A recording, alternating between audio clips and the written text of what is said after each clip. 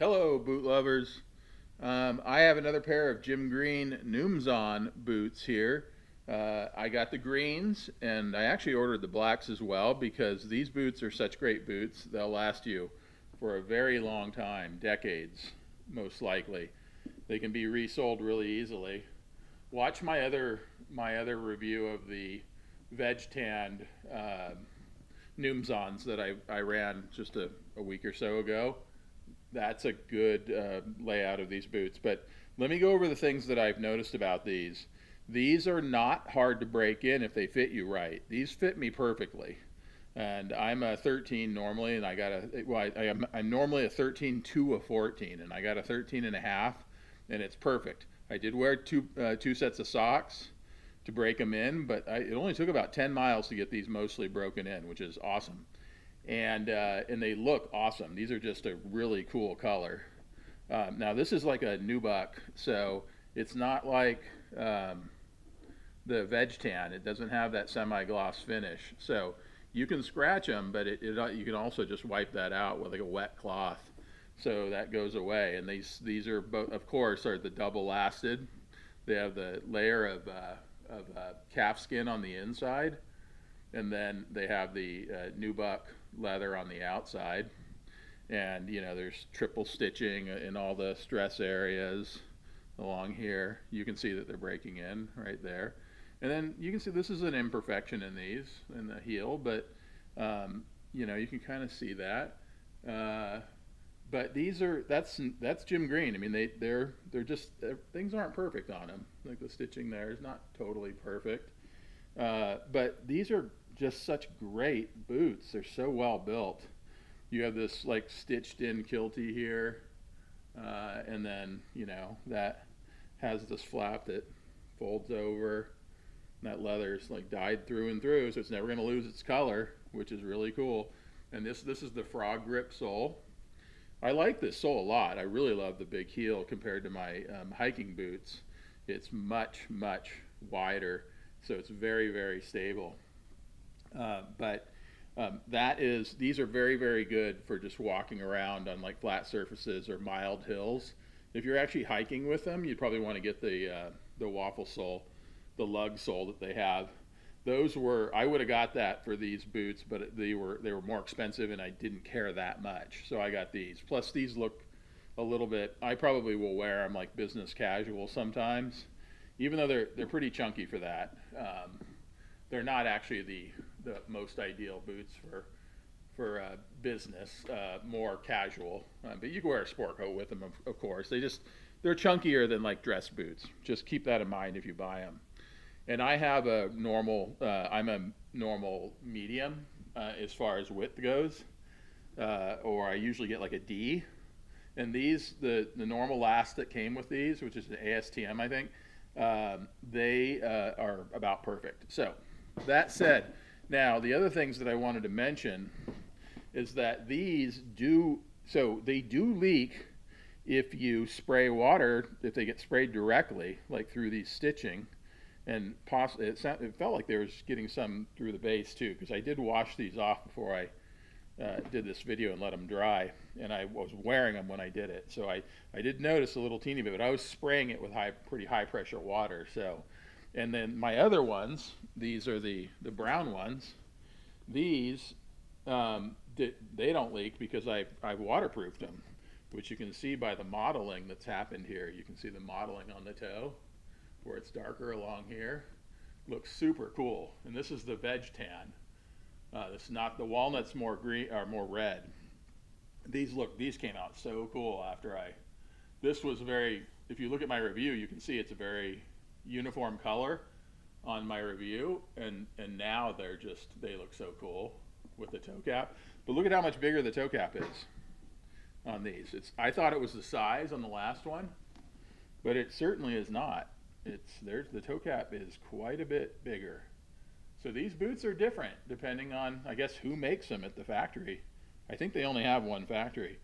But I love that because I got more than one color. So now I have multiple colors that look different. And that modeling, I had no idea it would be so pretty when I actually put the the beeswax. It's a beeswax from Hanwag, but you can snow seal's the same thing.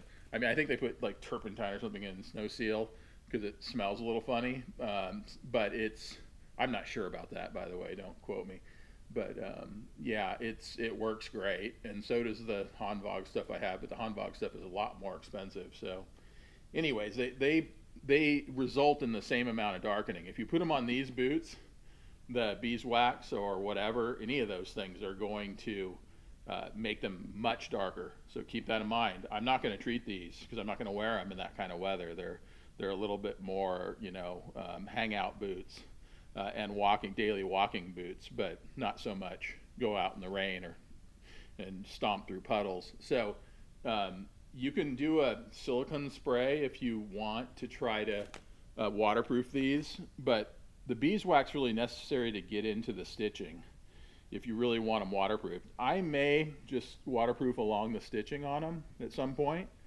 It'll make it darker, but I think it'll look kind of cool. But I'm gonna have to be very careful if I do that, so it looks uniform. So, and this is the color. They look just like this right out of the box. These have 10 miles on them or so, and they're already broken in. So I hear all this talk about these being hard to break in. That has not been my experience. If they fit you right, if you have a lumpy heel like I do, it might put a little pressure on your heel for the first 5 to 10 miles. But after that, you just don't tighten them too much when they're brand new, of course. You just wear them kind of loose. If they fit you well, your foot won't slide around, so you should be fine. And there's plenty of room in the toe box on these. It's more of an almond shape. I mean, this is very, very similar to a Munson last, which is the classic original last that they actually used in like World War I for like the U.S. Army boots and things like that. So, and then this is also just one of the things that you want to know is that these are not this is not a Goodyear welt. It's not a Storm welt or a Norwegian welt. Those are the same. This is a stitch down, and it's stitched through the veg tanned midsole here, and then it's this little layer that you can kind of see. It's stitched through that, and then I believe this is rubber or something also, but it's a different. I don't know if it's a different composition. And then they glue this sole to this sole. That makes them endlessly resolable, which is awesome. But it's stitched down all the way around through this layer, and then this is glued to that, because this does not glue to leather very well. So keep that in mind.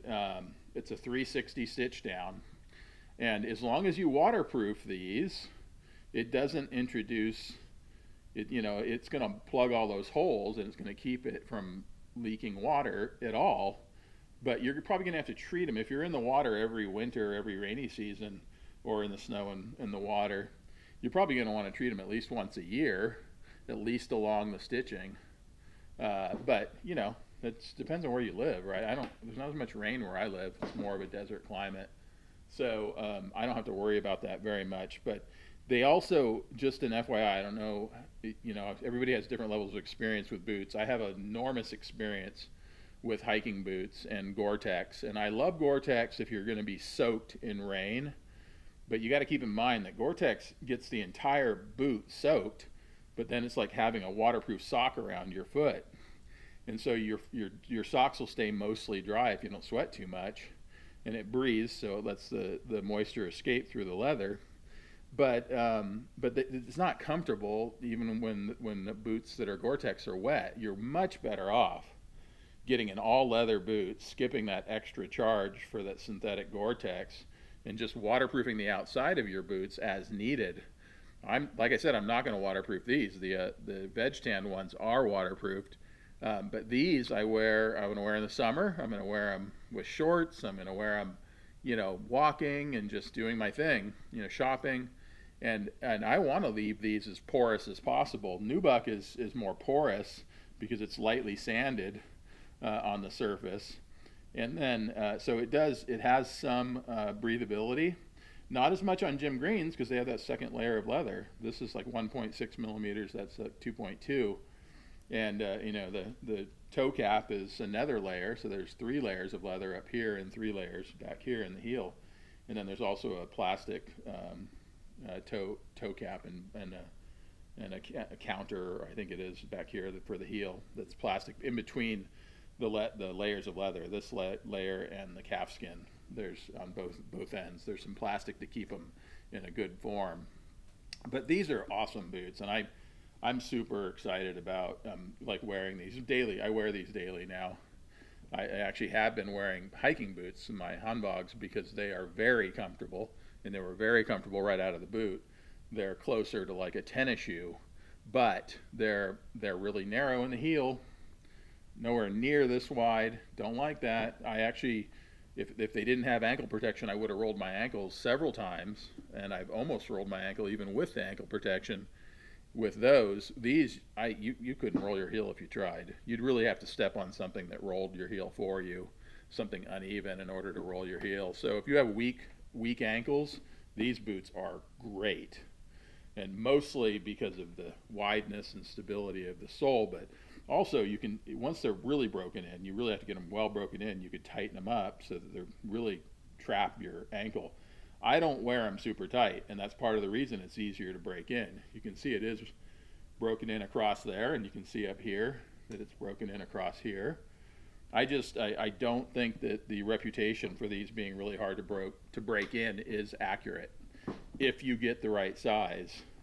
And keep in mind that I think, and I'm not sure if it's just on the boots on sale, they have a restocking fee if you send these back, like $15. So you're better off measuring your foot and really getting to the bottom of whether you need to size up. I think they recommend that you size up, especially if you're going to wear 2 pairs of socks or thick socks.